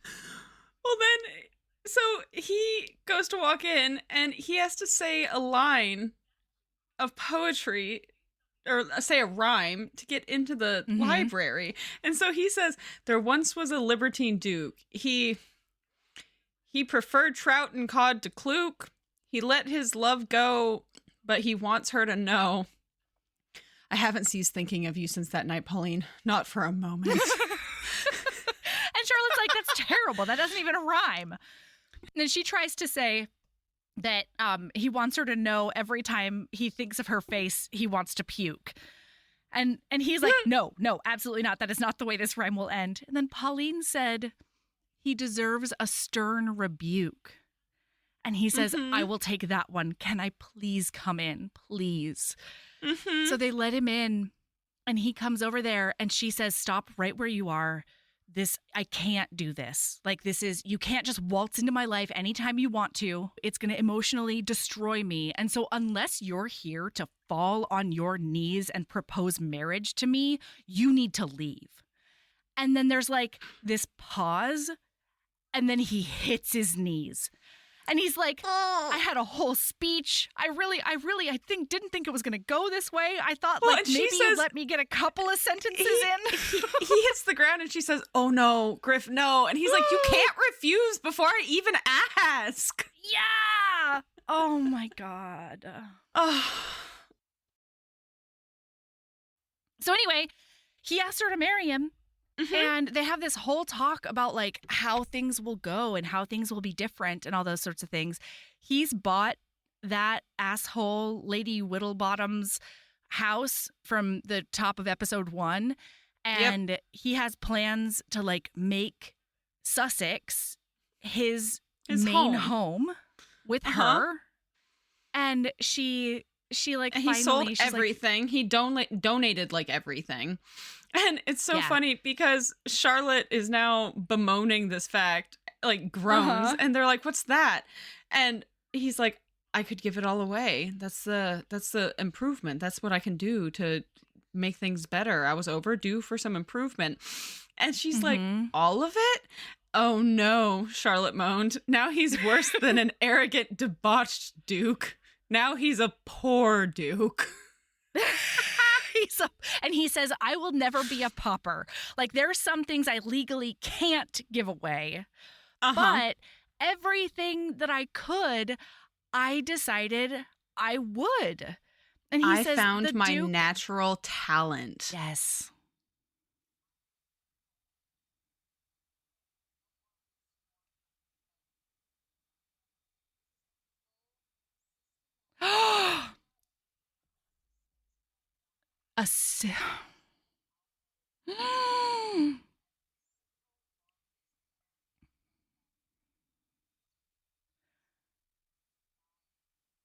Holy fuckballs. I mean, I didn't know that the sexiest words in the English language was a systematic divestiture. A full systematic divestiture of the family's dispensable fortune. Like, one of the sexiest things is the wealthiest person being like, "I'm fucking getting rid of it. I don't fucking want it anymore. I want you. I'm going to put all of it into good places. And like, you're worth more to me than the billions of dollars that I can legally get rid of." Yeah, I mean, because here's the thing, right? Like, not only is it a big romance, it's also just fucking practical. Because no human on this earth can actually needs that much money. That much, well, or can physically spend it. You know what I mean? Yeah, get rid of it. Like the fact that Jeff Bezos and his wife got divorced, and she has given away most of the wealth she got from that divorce, and yet still is incredibly rich and comfortable. Is like, what the fuck? Everybody, it just boggles my come mind on. because the amount of extremely obscenely wealthy people we have in the U.S., poverty wouldn't exist if they just got rid of half their wealth. And even just getting rid of half their wealth, they would still have more wealth than they could ever know what to do with. Exactly. Like, nobody needs that much money in one place. You just don't. Yeah. Anyway, so he's like, "Yeah, I gave away all of the dispensable wealth and I can still like build us a fucking mansion in Sussex." My favorite in the epilogue, because there is an epilogue and it's years later and Minerva's having a baby and he's describing his life. Did you not read the epilogue? I have no quotes and no notes from an epilogue. Oh, let me tell you about the epilogue. It's great. Tell me about it. So all the men are down in the bowling basket, the bowling barrel, and they're drinking. I can't remember what this fucking game is called. The Bell and Blossom. It took me a hot. I was like, "What the fuck is Mel talking about?" Okay, keep going. They got kicked out of the house because Minerva is in labor. She's giving birth about a month early, which is dicey, especially in England times, but they kicked the men out of the house because he just couldn't handle it. What's up? You are right. There is an epilogue. I knew you were right. This was too much information for you to just be making it up off the top of your head. Yeah. But how did I just not? I was just like, I don't know. Book's over. Book's over. Bye. Get up. Closing time. You don't have to go home, but you can't read here. Okay. So anyway, they're all down there, and one of the other guys is being like, "I can't wait to meet your girl baby." And Colin's like, they haven't been born yet. We don't know that it's going to be a girl baby. And he's like, no, Susanna calls it the Spindle Cove effect. Every first child in a family is going to be a girl baby. Well, except for Ashford or Hastings or whatever Sebastian's name is. And so he thinks to himself, he didn't want to, like, it wasn't the right time to correct them about Mary, because you don't want to talk about your infant dying, you know, when your friend is about to be a father. Yeah. But I think he says he took a thoughtful sip in her memory. But that's when we find out that it's not Pauline in labor, but that she's already done it twice. They have a little boy and a little girl. And they're like the happiest. And she comes in a little while later and tells Colin, he says, how is she? And then Pauline says, which she? Your wife or your daughter? And the other guy is like, yeah, told you. And she says, they're fine. They're healthy. They're resting. Like, it's wonderful. Oh, my And God. She says, hey, I need you to take the kids for a minute because I have to run over to the lending library or whatever. And he says, okay, but I'm going to need something in return for my trouble. And so she whispers in his ear, later. And he says, I'm going to hold you to that. And then he describes their, like, unique life as Duke and Duchess because they've got a weird, not customary life. They live in Sussex most of the time. The Duchess runs a lending library. And their kids, like, always hang.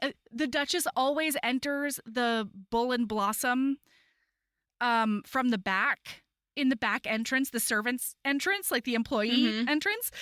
And it's just the best. And then he says, and their children play with all of the other children. It doesn't matter their economic place in the world. Yeah. And they're always covered in lumpy, ill-fitting sweaters. Oh, because Oh my the God. Dowager made them. Yes. And listener, I'm so sorry. One thing that we didn't say about the proposal scene is that he says, he's like telling her all of the things he's thought about for their life going forward. And he says, we'll have Daniela with us. And I know you said that Daniela doesn't like change. And so I was thinking that we could just decorate each room, like whatever room is hers in the house, exactly the same way in all of our estates, so that she'll always feel at home, and it, like, her space won't feel like wrong. Changed. And then he said, and we can also get her like a companion if you want. And she's just like swoon after swoon after fucking swoon. And she's like, I'm so thankful that you've thought about Daniela like this. And he says, there's no need to thank me. I've been an only child my whole life. I'm so excited to have a sister. Like, I just, the whole thing is too much. Well, hang on, but it does. We skipped one other very important thing Tell to me me. in the proposal. Tell me. Because she Tell says, listener. it's too much. You're being too perfect. Quickly, say something horrid so I know this isn't a dream. And he says, the best. very well, I have a creeping skin condition and I hoot like a barn owl when I reach orgasm. But I know very well those things aren't true. They weren't true a few months ago. I think you'd better strip me naked and make sure nothing's changed. That fucking hoot. Well, Hoot. especially since that's a callback. That's something she said to him when Way he's going to back in hire the her. beginning. Yeah, she's like, you don't know anything about me. I could have a creeping skin condition and hoot like a barn owl when I come. He's like, no. That's not what happens. Tessa Dare, how dare you write another fucking perfect book? I can't, okay, so I definitely can't make promises about when we will do this just because of, you and I are chock busy the next couple of weeks already. But I do really want to read at least, another one or two of these books, and we can talk about them for Patreon and just basically squee about how extraordinary Tessa Dare and her writing is. And if you haven't read Tessa Dare, listener, and you like a hell, even if you don't like a historical, but you like fun, witty, thoughtful books, this is it. And this is it. And she does the perfect combination of funny and tragic or funny and poignant. You know, there's always there's always that beautiful balance in her writing. Mm-hmm. That's just like, I'm crying, but also that was a hilarious turn of phrase. Like, Yeah, exactly. you know? Oh God, Ugh. it's just so Anyway, wonderful. and So like next week we're doing the In the Middle of Somewhere, and like I've already read book 2 of that series, so we're gonna be talking about that for Patreon at the least. at the very least, because I suspect I'm only 3 chapters in on this book, and I can God. already tell that I'm going to be devouring the hell out of this in my And all the rest of them. expansive free time. So much free No, time. all the free time to do. Mhm. It's gonna happen. It's gonna be great. Mhm. Yeah, it's gonna be We're wonderful. not gonna ignore Anyway. any of our responsibilities to read the next 4 books in that series. No, not even close. I've been so good at my responsibilities anyway, so like Totally. Okay, damn Sabrina, it, I forgot what I lady literally love? said what my lady love was It's going to your be at the markers. beginning. Oh yeah. All right, I got fucking watercolor markers and they're fucking incredible. They're like $70 on Amazon. Oh god, Jeff Bezos. But anyway, I'm sorry everyone, but But they were like $70 and they're fucking incredible. They have like a fine tip side. There's 160 colors, including diverse skin bananas. colors. It's incredible. Mm. And then the other side is a watercolor felt brush style thing that if you actually like make the paper wet and then you draw with them on the thingamabob, it does the watercolor thing. And to go along with all of this, I bought myself a book, please hold, Yeah. called Stunning Watercolor Seascapes. And it is a how-to, like, step-by-step paint a watercolor scene of a bunch of seascapes. And I'm just, Fun.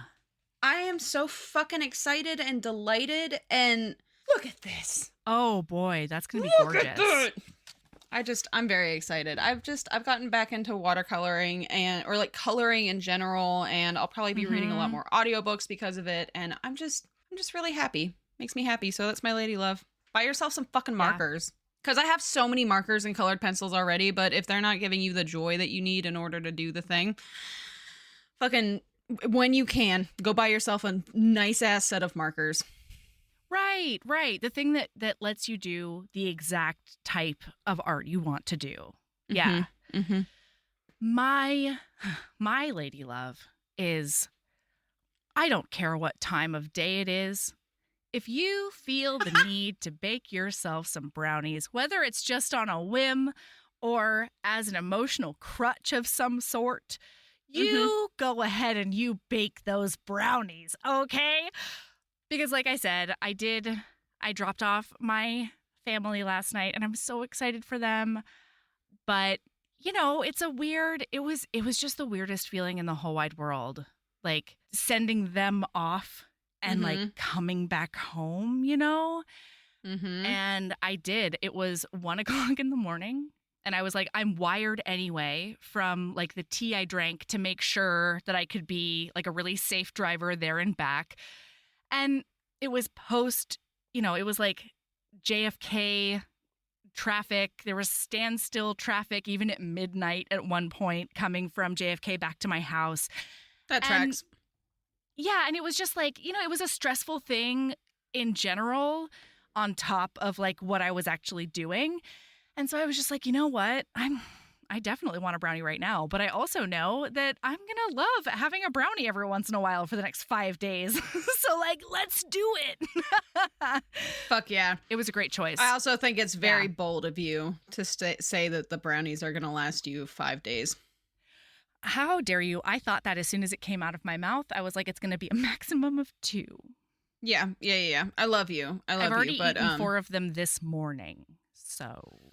Well, I feel that because the friend who was hanging out with me this weekend to, help, just keep an eye on during some stuff that's going on, made peach cobbler, but I don't have any sugar in the house. We used molasses instead of sugar to make the peach cobbler. It made that bitch so crunchy on the edges and sticky, and like the peach goes so fucking well with it. I think I'm going to eat that before eat some of that at some point today before I go back to being an adult. Hell yeah. All right. Well, All right, everybody. Keep being a badass and love yourself as much as you love Go ahead. hooting like an owl when you orgasm. And love yourself as much as you love every blue-blooded vein in somebody's body beating only for you. Yeah, because they are yours. Yep, hoot. that's a good one. Hoot. Hoot. I think it's worse if it's like a super quiet one where it's like, Ooh, yeah, you're right. That sounds more like a dove. as much as you love cooing like a dove when you orgasm. Softly. All right. I love you. Bye.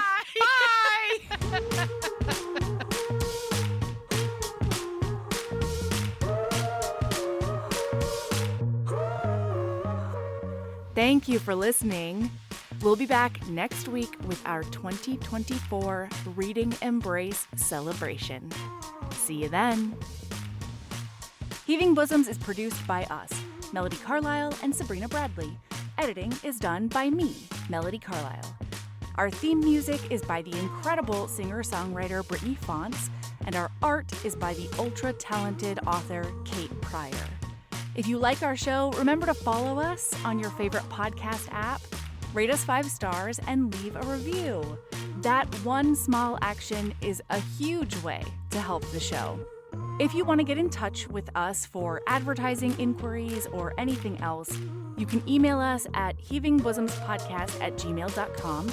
If you want more of us, visit patreon.com/heavingbosomspodcast. You can also find us on Instagram at Heaving Bosoms, on TikTok at Heaving_Bosoms, and in our Facebook group, the Heaving Bosoms Geriatric Friendship Cult. See you next week.